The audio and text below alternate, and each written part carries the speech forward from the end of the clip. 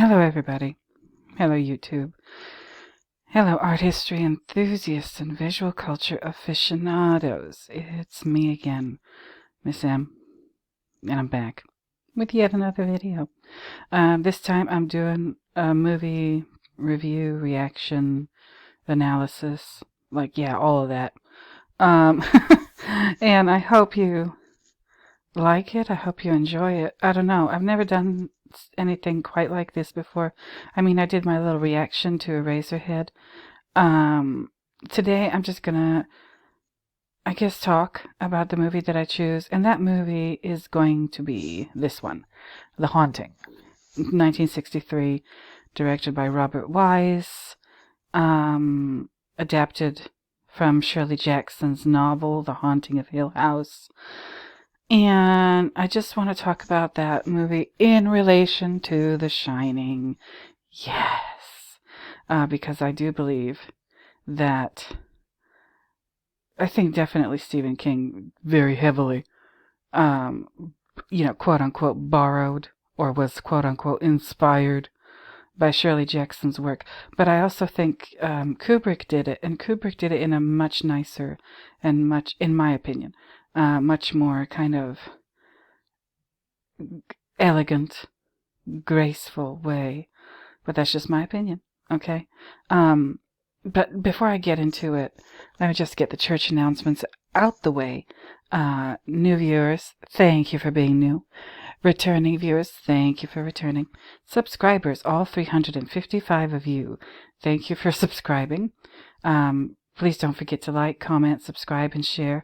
Just go ahead and like right now while you listen to me, intro this video. I had one of those surveys tonight on my thing. Oh, my thing. Like YouTube Studio. If you're a YouTube creator, you know what that looks like when you go to the YouTube Studio. And they had a notice up top that they had a survey for me to take. And I said, you know what? Why not? And I did. And I was honest. It's asked questions like, oh, do you think that, YouTube helps some content creators regardless of their channel size or content, or not content, but subscriber count? And I said, nope. I was real honest. Does it matter? Is it going to help anything? Probably not. I can't imagine too many small creators being happy with the way that the shit is obviously skewed on YouTube towards the bigger names or the higher subscriber counts, who probably in many cases, I can't say all, but in many cases have probably a whole management team backing them. Me and any of you who are listening who have your own little channel, we can't compete with that shit. Come on now. And Twitter, same shit. Instagram, same shit. Facebook, Meta, whatever the hell it's called, same shit. They make everything extremely difficult to use. They, your shit just stops working, and they don't even tell you why. And you can't ask anybody, what's wrong? Why is it fucking up? No, you're just and if for whatever reason they don't let you have a shop or whatever, you can on Instagram, having a shop or what, they just disable it, and they don't tell you why. That you did nothing wrong. That everything that you're doing is on the up and up, and just boom, you're not allowed to use that feature for some ridiculous reason that they don't tell you. They don't tell you. Again, you've seen my Instagram, some of you.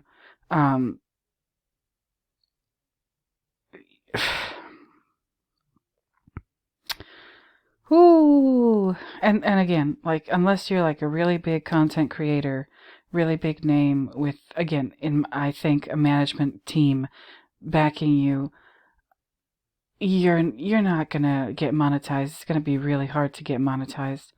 And actually, why are they making it so difficult for people to do this as their own little side hustle? No, you've got to be all in. You've got to have the management team. You've got to spend your whole day making videos and or promoting yourself on social media. And come on, you know, come on. That's my little rant for today. But also, one little thing. Hold on 1 second before I get started with the haunting. Before I get going with my actual topic of this video today, this last video I made, just passing by Stanley Kubrick, David Lynch, and Quentin Tarantino's treatment of women, ? There's something I forgot to mention yesterday, or when I made this video 19 hours ago. Let me show it to you. I forgot to tell you, I forgot to mention how much this resembles this. Okay? I apologize. I thought it might be obvious, but maybe not. So, yeah, this is, again, Stanley is citing David Lynch. I remember, even in this video, as I was talking about these Greek columns, my brain has gone bye-bye. I was saying to myself, in my mind, when I was talking about these in this video, I said, I talked about these recently. Where did I talk about? Well, here. Okay, Stanley Kubrick stole from David Lynch. And not only did he steal, but he did it again. Oh my God, that's a bold thief, I don't think he's a thief. I'm just kidding. I'm just playing around. But I wanted to mention it. So is Alice, Nicole Kidman's character, the lady in the radiator? Okay. And again, these curtains, are they analogous to these curtains?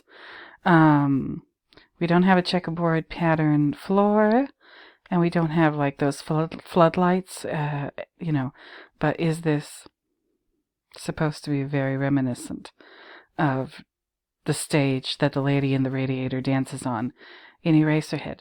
I'm just saying. I'm just mentioning that. Food for thought. I'll get more into it when I finally start doing my Eyes Wide Shut videos. Or video. I don't know if it's going to be one or more. But also, I want to draw your attention to the community tab. I put some more art history playlist tracks on here. Susie and the Banshees, Cities and Dust, Alice in Chains, Rotten Apple, and this is a long one, 8 minutes and 43 seconds, but Bauhaus, Bela Lugosi's dead. I hope you enjoy them. I hope you like them. I hope they make you think. That's what I'm here to do. I'm here to help make people think about whatever they want. Not what I want them to think about, no, but I want you to think about whatever you want to think about. I just hope that I can, inspire you to have thoughts and maybe even go and reach out and educate yourselves about whatever you want to learn about. That's your business. But let's get to the haunting. And this is the trailer for it on IMDb. Hill House. Hill House has stood for about 90 years in the movie, and appears haunted. Its inhabitants have always met strange, tragic ends. Now Dr. John Markway has assembled a team of people who he thinks will prove whether or not the house is haunted. And it's a very interesting movie. It's a very interesting movie. I watched this. I remember it. It's terrifying. Okay, and that's why I watched it, because I heard that it was so scary, so very, very scary. And it is. It's definitely scarier than The Shining. It's scarier than The Exorcist for me. For me personally, it's much scarier than The Exorcist. The Exorcist, there were a couple of little jump scares, but that were negligible as far as the scare factor. This one, oh my God, this one will do a number on you. It'll make you rethink the physical space that you inhabit. on a day-to-day basis, it stays with you for a little while. And again, this is from 1963. Like, they didn't have much in the way of special effects, or, there's no monsters. And I'll just go ahead and kind of spoil it for you a little bit if you haven't seen it. You're not going to see any ghosts. It's about a haunted house, allegedly a haunted house. That's what they're there to try to prove. Like, this is maybe the precursor to all these, like, ghost hunting shows and whatever. But you're not going to see the ghost. Whoever it is that's haunting this house in the movie, you, you may not believe in ghosts, but you cannot deny terror. Okay, whatever. But, again, you're not going to see the ghost, but you're going to hear him, or her, or whoever it is. Whoever it is that's haunting this house is angry, and they're angry enough to make a lot of noise. Now, let me go over here to the Wikipedia page of the film, The Haunting, 1963 film. And I think, like, of the whole cast, like, the really, really recognizable name, if you're into movies, would be Julie Harris. Julie Harris, that's her there. She was amazing. She lived to be quite old. She's not around anymore, unfortunately, but she lived, I think, a good long life. And she was in all these really awesome movies in the 1960s. She had, like, this look to her that was just perfect for playing, somebody like the character she plays in The Haunting, Eleanor, or, I don't know why I'm drawing a blank. I think she's in, like, a movie with James Dean, like The Giant. Is that the one? I'm not sure. But, she did a lot of movies. And unfortunately, I can't remember right now. But she was just kind of perfect for that time period. Her and Colin Wilcox Paxton had, like, kind of the same thing going on. But never mind all that. I'm not going to read this. Well, yeah, I already read this first paragraph of this. I'm not going to read the rest of it. I don't want to know background story or technical information. But I want to talk about this movie and review, react to, analyze this movie in the context, yes, of The Shining. Okay, that's why we're all here. The blood in The Shining, the blood elevator. Okay, that's like it's almost a character in the movie, and so is the Overlook Hotel itself as a building. And I think in large part that comes from this movie. I could be 100% wrong. But that's how I feel, that's what I think, that's my opinion at this point in time, and it's been my opinion for quite a while, as far as that's concerned. This movie, and the story that it's adapted from, by Shirley Jackson, The Haunting of Hill House, I think it had a huge impact on not just horror movies, but movies in general from, like, 1963 onward. Shirley Jackson was a terrific horror writer. And again, it wasn't about monsters or scary creatures or ghosts, really. It was about just the daily, kind of like the creepiness or the unsettling aspects of daily life. Things that you maybe don't allow yourself to think about because they're too scary to think about, like the way people treat each other. The things that exist around us that influence our lives, shape our lives, and our opinions, and we're not even aware of them, or even if we are aware of them, like, what are we going to do? Like government, politics, religion, education, ideology, dogma, whatever. What are we going to do about it? How are we going to change it? Yeah, like, no. And she explores that, and how that's, how kind of sneaky the influence of those things on our lives are, and we don't know them and we don't acknowledge them. I think Stanley is trying to say a similar thing in The Shining. David Lynch too. Quentin Tarantino too. A lot of directors are kind of questioning, like, what the hell is going on? What is this thing we call life? And why why is there so much suffering in the world? What is the origin of that? Like, where does all that shit come from? Can we stop it? Can we, maybe educate ourselves and know how to identify the bullshit when it's there? I don't know. But like this movie, pretty darn good movie.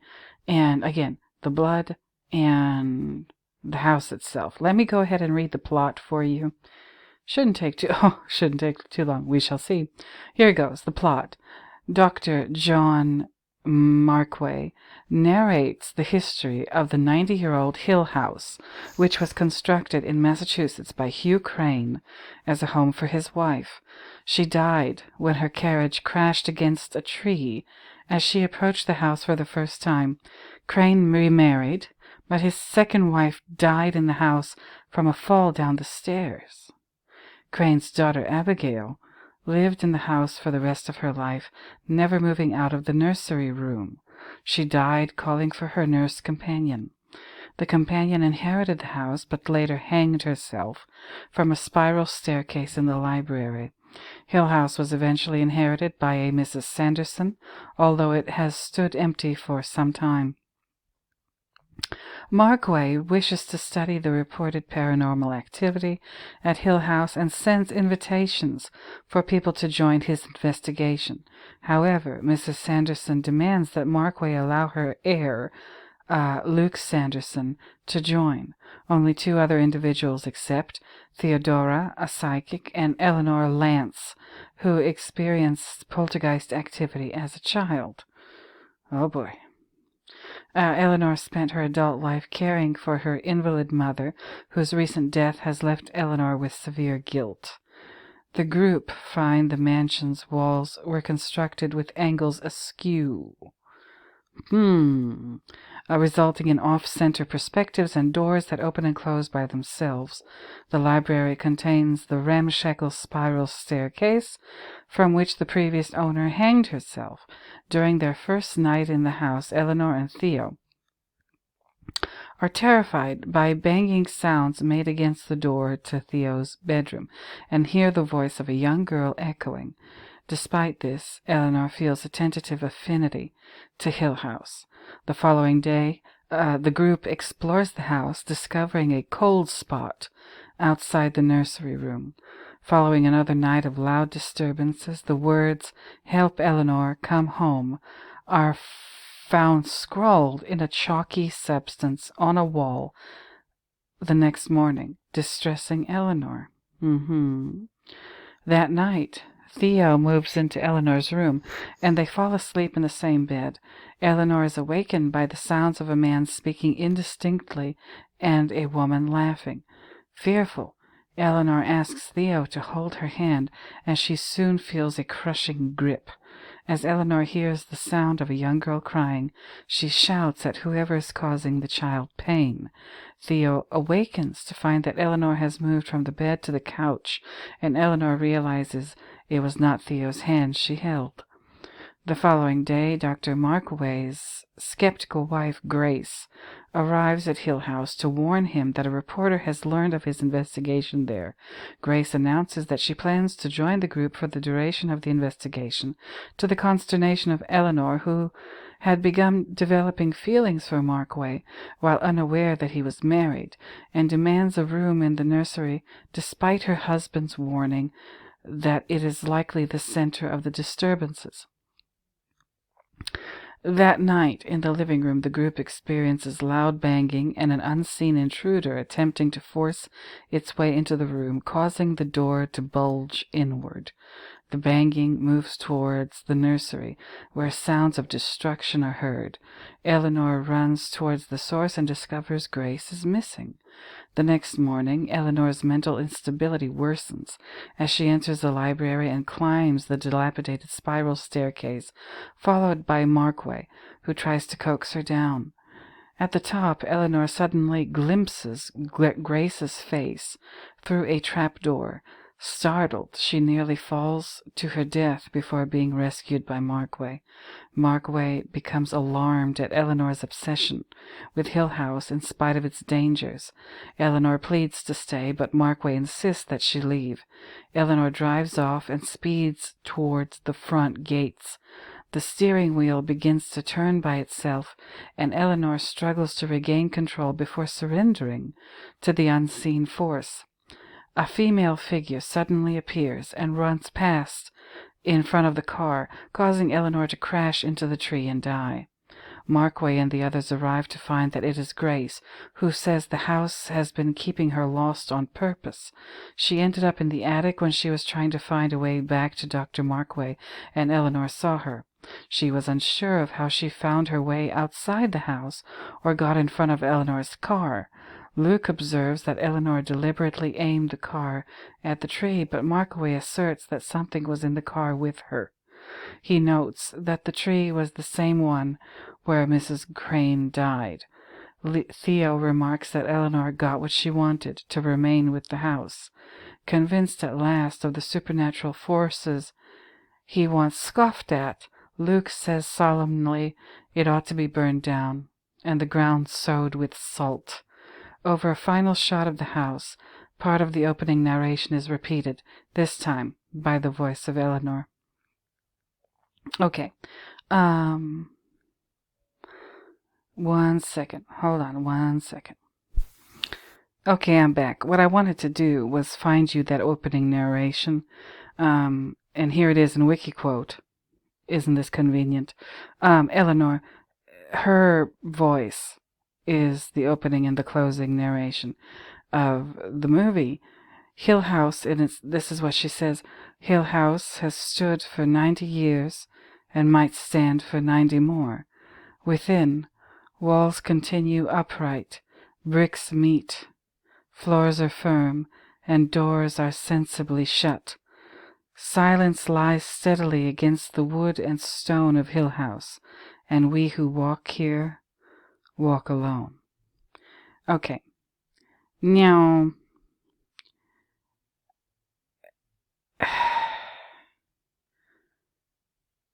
oh no, wait. I don't know. Never mind. This is the text of the opening and closing narration. So, why I wanted you to hear that, again, the tagline, you may not believe in ghosts, but you cannot deny terror. And, I mean, wasn't that one of the ads for The Shining that says the terror that swept across America or something? Is that what Stanley is referring to? The terror as a tagline of this movie too. Now, what I want to kind of focus on, now that I've read you the plot, is, again, the house itself as a character, Hill House, built by Hugh Crane. Hugh Crane, in the movie and in the book, not a nice man. The first wife, I think the mother of his children, he built the house for her. But she didn't even make it to the house. She died. And the carriage crashed into the tree and she died. And the little girl who, the daughter, saw her mother's body and whatever, the little girl who lived there for the rest of her life. And then the second wife died. She said, it was, the second wife died in the house from a fall down the stairs. Ooh, fall down the stairs, my ass. And this Abigail, who lived in the house for the rest of her life, never moving out of the nursery room. When you watch the movie, you gotta watch this movie. This nursery room is like just loaded with religious stuff, Bible quotes, I think an enormous children's Bible, and so on and so forth. And it becomes very apparent that Crane wanted to raise his daughter to be ultra-religious and ultra-pious. She had a sister. Abigail's sister, did grow up and get married and leave the house. But Abigail stayed forever and ever, something is wrong. Okay? Something is wrong with the house. Something was wrong with the house the second it was built. And it's not necessarily ghosts that's wrong with the house. It's just the fact that a man like Hugh Crane, a very wealthy man, built it for his wife, the mother of his children. She didn't get to experience the house or enjoy it. She died before she got to the front door. But these sort of oppressive tendencies of somebody like Hugh Crane, which you see the effects of them on his daughter. Can you just imagine what it was like to be his wife, whether it's the first or the second one? Again, this movie deals a lot with women and women's experiences in a world or in a space, in a building that's created for them by not just men. This is not, I don't think this is a male bashing movie. But men like Hugh Crane, extremely wealthy men, extremely, I guess, successful men, who have incorporated religious ideology, dogma, whatever, into their lives, as using it as a tool of oppression, not for themselves, because, they do great in their business and their lives, but for the people that surround them, even their immediate family, who they're supposed to love, and not hurt. Hugh Crane's actions hurt. You could argue both of his wives, the first and the second one, both of them die, and then Abigail and her nursery, which became her bedroom for the rest of her life. It was the locus of the haunting activity in the house. Now, you heard about the cold spot. Okay, you see that on like every ghost hunting show now. Cold spots, orbs, shit like that. And I have nothing against those shows. I'm just saying, like, let's face it, a lot of those people are not genuine. Is there such a thing as paranormal activity? I say, yeah, probably. But I don't trust them. I don't trust the people who do those shows. I just don't. I really don't. I'm sorry. I can't. And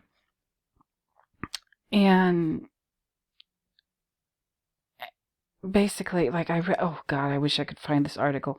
I tried looking for a couple of articles that I know I read about this movie and the book that inspired it. Where this one article or essay, maybe I should try to find it. If I find it, I will post it in the community tab. Stay tuned. But in this article, they talked about how, the big question is, like, who is the ghost? Because with this movie, like with The Shining, some people say the Overlook Hotel is haunted. Some people say it's not haunted. I say it's not haunted, in my opinion. Not haunted. But with this one, no, it's haunted. Like the haunting of Hill House is haunted. Based on what we see in the movie. Like making doors bulge. Yeah, people can't do that. And it's not just like what you see, the way Robert Wise like frames all of these shots and organizes this movie visually. It's not just that scares you. What's even more scarier than the visuals is the sound. He uses sound. Unexpected, loud noises. Just, they scare the shit out of you when you're watching this movie. He does it so beautifully too, like thinking back. Just wonderful. And anyway, this article was like, who's the ghost? Who is haunting Hill House? And the conclusion that this article, and if you can do a Google search based on what I'm saying here, please do, and find this article. If you do, let me know, because I want to read it again. Basically, the conclusion that this article came to was that it was Abigail, who's the little girl who grew up and grew old and died in the house. She was the one who was haunting the house. And, if anybody's trying to hurt Eleanor, it's the ghost of Abigail. And it says, where's the damn thing? Hold on. We who walk here walk alone. The movie changes things from the book, which I don't know. Like I think Shirley Jackson did participate in the conversion of her book into a movie, and I don't think there were any problems. I don't think she was, all haughty like Stephen King. But this implies that Eleanor joins whatever it was that was haunting the house to begin with. I just don't agree with this. I don't think that Abigail wants to share her space, even in death, with anybody, including Eleanor. Okay, and Markway in the beginning says, and whatever walked there walked alone. It's still alone, even after Eleanor's death, because Eleanor dies outside of the house. She doesn't die, just like the first Hugh Crane's first wife. She dies at that tree. And maybe it's the ghost of Hugh Crane's first wife that is responsible for Eleanor's death. Maybe like Abigail, the daughter, she haunts the inside, and the first wife haunts the outside. I don't know. The second wife, I don't know. Like I said, the second wife died in the house from the fall down the stairs. I think Abigail pushed her. That's my opinion. Because Abigail, if she's such a vindictive ghost, that means she was probably very vindictive in life too, and she might have been a very vindictive little girl. She didn't like having to compete for her father's attention with the new wife. That's just my opinion. So this house is evil. It's evil because the man who built it is evil. So you see that a lot in haunted house or haunted space or place movies or stories. The house kind of plays a role, and the house, and even if you study architecture, if you study art history and you become interested in the specialization of studying architecture, buildings, stuff like that. The people who built a building, okay, whether it's a modern building, like one of those really angular or whatever kind of buildings, or if it's a Gothic cathedral, or if it's a Victorian, painted lady house somewhere in wherever, anywhere in the United States, the Midwest, the Pacific Northwest, Southern California, anywhere you go, you're going to find the remnants of the Victorian era and those painted lady homes.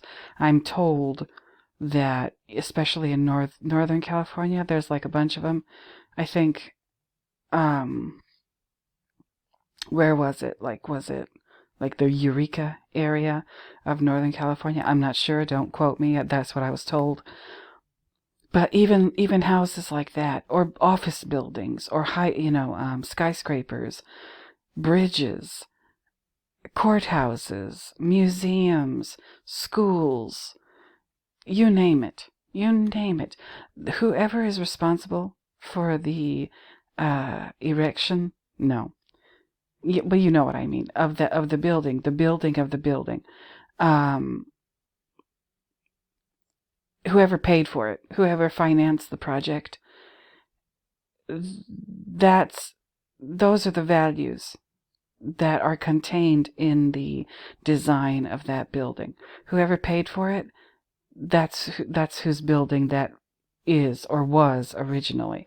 Doesn't matter how many times it changes hands. It's bought and sold and bought over the years. The original intent of the creator of that building is what remains right up until that building is demolished. Doesn't matter who owns it. Doesn't matter who sells it and buys it and resells it. No. So Hugh Crane is the author of Hill House. Okay? And the house has his intentions, his motivations, his life's philosophy, his beliefs, his whatever. And it's always going to, as long as it stands. Now, Hugh Crane is a relic.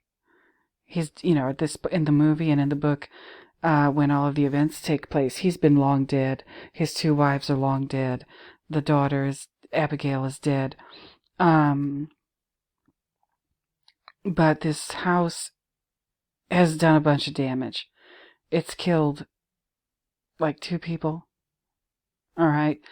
And the little girl, when she becomes old, she's being looked after by somebody, and that's that's probably why the lady hanged herself, because Abigail's ghost probably drove her to it, because when Abigail was calling for help, the nurse companion was off somewhere with her boyfriend smooching, and so Abigail made her pay for that.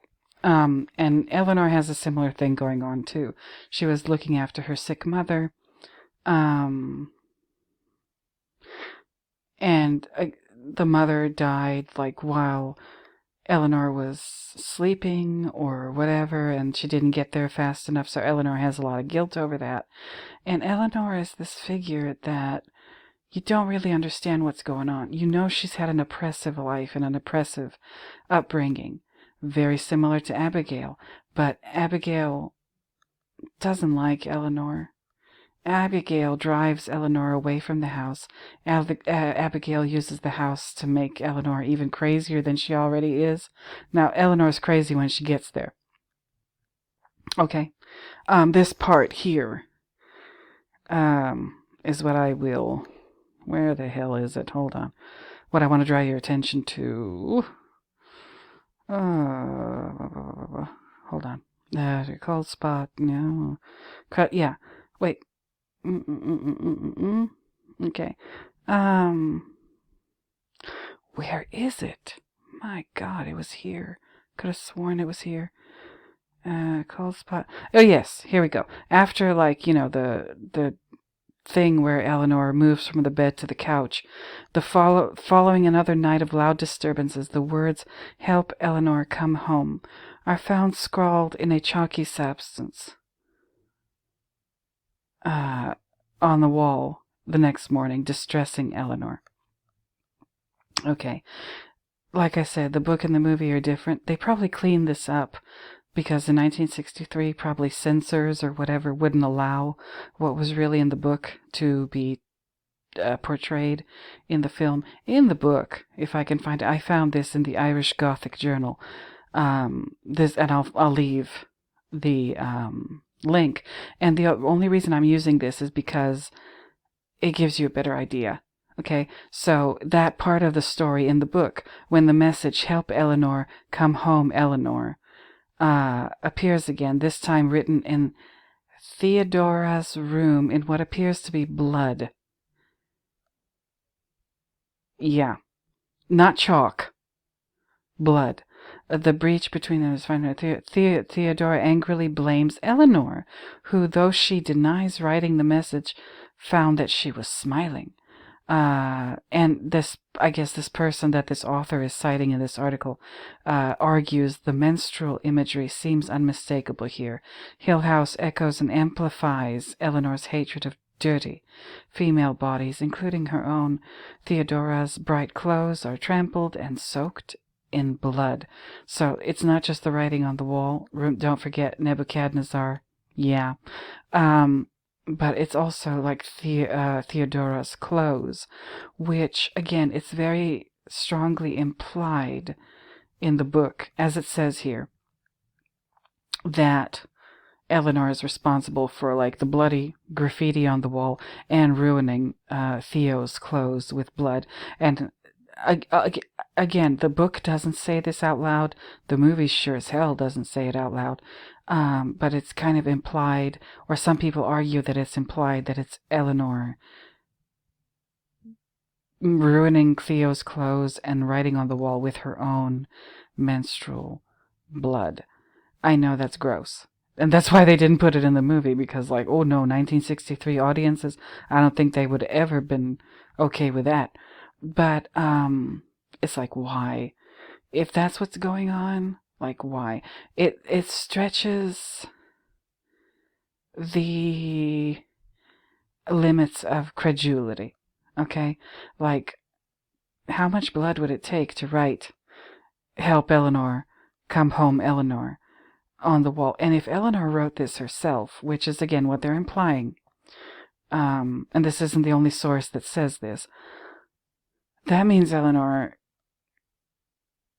is just not okay in the head. Okay? Eleanor has a split personality. I mean, maybe she's aware of it. Maybe she's aware of ruining Theo's clothes, but she's not aware of, like, this. Help Eleanor, come home Eleanor. So she's torn. She wants to have this exciting life and go on this, like, little ghost hunting thing. And she has a very oppressive background. She has a sister who's married. She actually has to steal their car, too. Which, I mean, they own the car. The sister and the husband and Eleanor, all three of them own the car together, but they don't want to let Eleanor use the car. And you kind of like, when you're watching the movie, you're like, why are they being such assholes towards her? Why can't she drive a car that she part owns? And now, like, in retrospect, it's like, oh, wow. Maybe they're quite aware of the fact that Eleanor is not okay in the head, and that's why they don't want to let her go on this trip. I don't know. And again, the reason that I'm the reason that I'm emphasizing this is its connection to The Shining. Is Wendy similar to Eleanor? Does she just do shit that she, doesn't remember later because it wasn't, it was another one of her personalities doing it? Or, like, whatever. I don't know. Again, this movie will scare the shit out of you. And it will keep you thinking about a lot of things. Again, why do I think that, in this case, Stanley was inspired by this movie? Not just because of, Shirley Jackson was a great writer, but again, the house thing. The house has a character in the book, and the house embodying the values of the people or person or entity that financed its building, and the blood. And again, in this case, it's very often argued with regard to the book that it's Eleanor's blood that is being used for this. And Eleanor has, like, issues with herself. She has mental health issues. She has issues with her own body and her own, like, sexuality and whatever. And this is how it's manifesting. The second she gets away from her family home, like her sister and her sister's husband, her mother just died. Apparently the mother was, very, very oppressive. Just to Eleanor, not to the sister, though. Very similar thing going on with Abigail and Abigail's sister in this movie. Again, I think Stanley is using, like, the hint of that. He doesn't, like, it's not easy to pick up on, because he does it, like I said, so subtly with the blood and what have you. But the blood, and again, the Overlook Hotel is kind of having a personality of its own. And maybe the Overlook Hotel, like, has a split personality or multiple personalities. Because, like I said, none of those rooms make any sense. Like, each room, each main public room of the hotel has, like, a different design. Like, the gold room doesn't seem to match. The Colorado Lounge doesn't seem to match. The lobby doesn't seem to match the servants' quarters, obviously. But what I wanted to,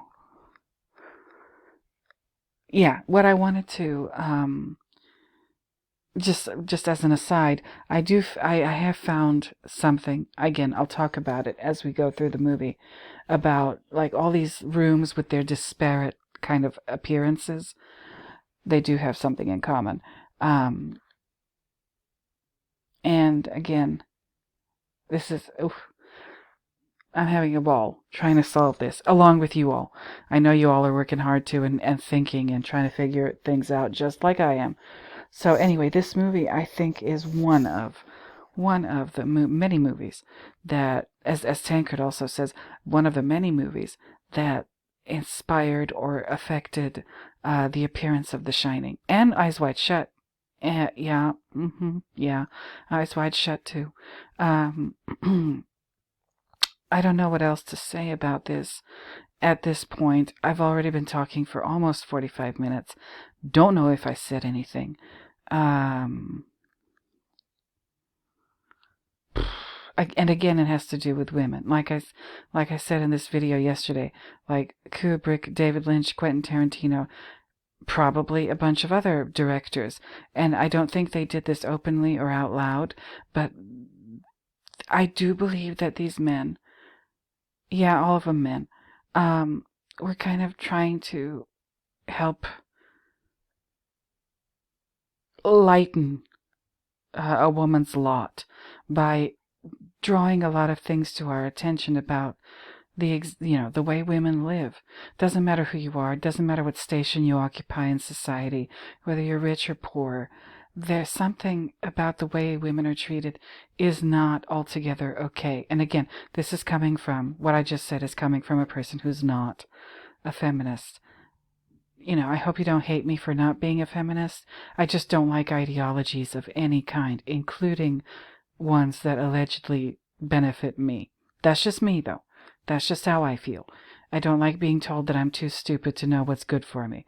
I need a whole group of people, an entity, to like set me straight and tell me like, no, this isn't what you should want. This is what you should want, and this is how you achieve whatever it is that we tell you qualifies as success. I don't like that. I really don't like that. But the way women are treated is being explored by all of these authors and filmmakers. Okay, whether or not there's feminism attached to it or not. And I think in many cases feminism isn't attached to it. But people like Stanley, people like David Lynch, people like Shirley Jackson, she was awesome. Read all of her stuff. She had a difficult life, but she was a really, really, really abundantly talented person. And she did horror. I've read her short stories. I've read her books. The way she describes the things in her books, it just takes you on this journey internally. You make a journey into yourself as you're reading her text. And she, again, very similar to our Stanley and now our David and our Quentin and whoever else. I hope I've encouraged you to watch this movie and or to read either this book or any of Shirley Jackson's other works. Her short stories are awesome too. Again, there seems to be a common thread with what I believe are the movies that Stanley is referencing in The Shining. Unreliable narrator and women who are treated poorly, plus they might have mental health issues that exacerbates the way they've been treated in life, and whatever form that takes in the story. Whether it's the Eleanor character here, or maybe even just women who are in danger. And there, something has corrupted those forces of nature, the male and female force, the yin and the yang. Okay, I'm not criticizing anybody or anybody's lifestyle. No. I'm talking about just like everybody. We all know something's wrong. We all know something's wrong. We can't identify it, we can't describe it, and we sure as hell can't explain it.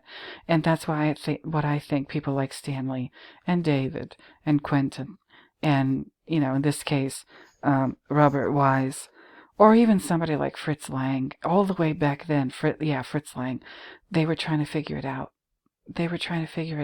Did they figure it out, or were they doing just like an expository essay in film form? I don't know. But like I said, I'm going to leave all of these links for you, the IMDb, The Haunting, the Irish Gothic Journal, and yeah, that's about it. What I also find interesting is that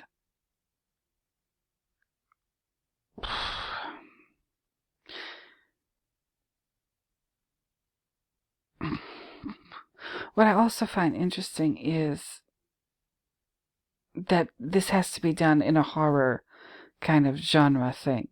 I don't know whether or not Eraserhead is a horror movie, but I mean, maybe somebody could describe it as that. Um, The Shining is supposed to be a horror movie. The Haunting is a horror movie. Um, Stanley, just focusing on Stanley for a second, the movies that he's referencing within The Shining, like none of them are like fun movies, like comedies, love stories, like romantic stories, adventure stories. No, it's like mostly horror thrillers. um, things that really, really make you think about life. This man was obsessed, it seems to me anyway, with solving this problem. And I think when I get to where's the damn thing? When I get to talking about Eyes Wide Shut, I think that I read a quote somewhere by Stanley where he himself said, or maybe it was like on a YouTube short or something, where Stanley Kubrick says that Eyes Wide Shut was his most significant contribution to the world of cinema. And I'm beginning to see why. Like, there's all these conspiracy theories about Eyes Wide Shut, like possibly even more than The Shining. And I can see why. And people are saying, oh, Stanley, so many minutes of the movie got cut out. And of course, Stanley's untimely demise, just when I did it again. I'm sorry. Just when the movie was being released in 1999. That is a little suspicious, I gotta say. But all of these people with their conspiracy theories about Eyes Wide Shut, I think maybe some of those people are on the right track, but once again, they're all focusing on the same thing, and in my opinion, is the wrong thing. Just like with this one, everybody's focusing on the house. Nobody's focusing on the characters. Like, everybody thinks the house is the problem, and it is. It absolutely is. But, like, these people, these characters, do have, like, independence and their own agency to act and to do things that could mitigate or neutralize the effects of the house and whoever it is that built it, and, all of their crazy ideas or their impulse to control people and whatever, all in the name of, once again, money. Money is the root of all evil. It really is. Now, with Eyes Wide Shut, Stanley is trying to, once again, I believe, just like Quentin, just like possibly David Lynch, I think they're pointing at that as the main problem. Money is the root of all evil. And in Eraserhead, Mary X's father, what is his name? Bill. Oh boy. Okay, you guys, I've talked for long enough. Again, please watch this. This is like your homework. This is your required viewing for your self-guided educational journey and understanding art, literature, film, whatever. That's your assignment, right? I hope you enjoyed it. Once again, new viewers, thank you for being new. Returning viewers, thank you for returning. Subscribers, thank you for subscribing. And please don't forget to like, comment, subscribe, and share this video if you know anybody who might enjoy it. I can't wait to read your comments. I've been reading your comments. I've been extremely busy lately. Oh, I've got like a bunch of stuff to do tomorrow again. But I've started making these videos more often they help me, like, get my shit together. They help me, like, get my head sorted out. Like, at the end of the day, after everything I have to do and all the stuff I'm working on or trying to work on and all of my to-do lists and everything, I'm exhausted, and then the inside of my head is a mess. And I say, you know what? Let me make a video. Let me just focus on talking about The Shining or Eraserhead or The Haunting or, an artist or something. It helps me kind of like organize my thoughts. I don't know. Maybe that's just me. But once again, thank you so much for watching. I appreciate you all so much. Can't wait to read the comments. And I don't know what movie I'm going to be reviewing or reacting to next time. It might be the human insect movie, the Japanese one that I talked about in my intro, or was it my intro or part 1 to my Understanding the Shining series? I don't know. But I'll get on that one. And Tankard, don't worry. I will watch Images. And all of you, don't worry. Yes, I'll get through with Eyes Wide Shut. It's just, you got to admit that's a difficult movie. So you're gonna have to give me a little time to think about that and, like, let the thoughts form in my head. 'Cause my goodness, Stanley is not playing. Stanley was not playing. When he did Eyes Wide Shut, he wants us all to know something that he can't say out loud. And that's, like I said, all these conspiracy theories about what he's really saying about rich people and the elites and whatever. Maybe. Possibly. Again, he's pointing to the same problem that David Lynch is in Eraserhead. Once again. And Stanley was pointing to that problem before Eraserhead too, with 2001 and Barry Lyndon and all of his other movies. Like, maybe that's why he liked Lynch so much, because they were on the same wavelength. Anyway, you guys, I have talked for long enough, taken up way too much of your time. Again, check out the community page. Check it out tomorrow, because I've got a little treat for you. I've got these art history playlist tracks, but tomorrow morning, I've got one scheduled, as you can see here. I think you're gonna like it, so please do check back. So until the next time, when I find yet another reason to talk at you, I'm gonna go ahead and bid you bye-bye. So bye-bye, everybody.